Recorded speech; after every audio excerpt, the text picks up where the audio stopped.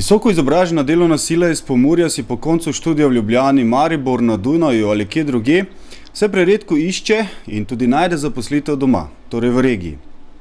Tako naša regija, Pomurje, prepričljivo postaja gospodarsko najbolj nerazvito in intelektualno zadrto območje Slovenije.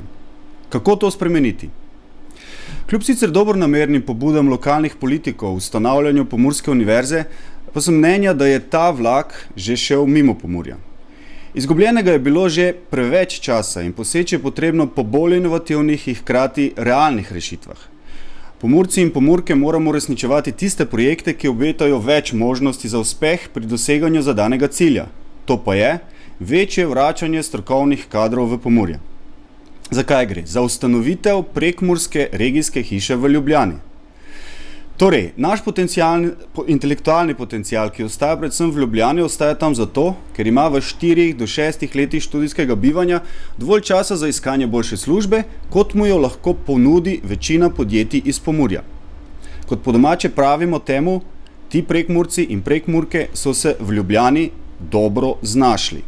Da se študenti in študentke ne bi vračali v regijo zgolj za veliko noč in božič, marveč bi svoje podjetniške in torej zaposlitvene priložnosti iskali tudi v Pomurju, zato je potrebno rešitev iskati tam, kjer ta problem, torej nevračanje mladine v Pomurje, nastane. To pa je v Ljubljani. Muslimani pravijo, da če gora ne pride k Mohamedu, mora pač Mohamed gori. Tako bi se regija morala ukvarjati z bodočo regionalno inteligencijo tam, kjer leta preživi največ let svojega aktivnega odraščanja ob izobraževanju. Neproduktivno je, da regionalne organizacije in gospodarstvo dolga leta finančno podpirajo perspektivno študirajočo mladino, potem se pa čudijo, zakaj leta ostajajo v Ljubljani in se po študiju vrača v Pomurje zgolj, ko je čas za pirhe ali po naše remenke, šunko in hren. Pomurske občine in gospodarstvo bi morale dati pobudo za izgradnjo nekakšne regijske hiše, imenujemo jo kar po domače gymna, ki bi lahko imela hkrati več funkcij. To je študentski dom, razstavna galerija, restauracija s kakovostno domačo kuhinjo, kulturno in družabno zbirališče v Ljubljani živečih Pomurcev in Pomurk. Gymna bi bila organizirana tako, da bi domača podjetja in občine imele interes vlagati, mladi pa bi preko projektno vodenega upravljanja imeli trajen stik z gospodarskim in političnim dogajanjem v regiji.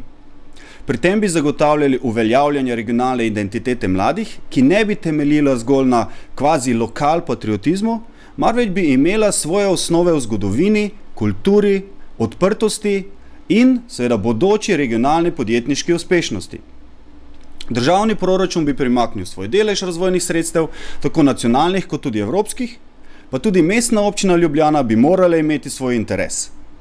Projekt bi lahko predstavljal uspešen primer javno-zasebnega partnerstva. Gre za pilotski projekt, ki bi ga bilo mogoče uresničiti tudi za druge slovenske regije.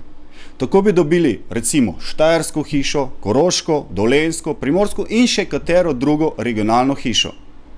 Na ta način bi v prihodnje več ne govorili o begu možganov, marveč o delu regionalnih možganov v korist regije.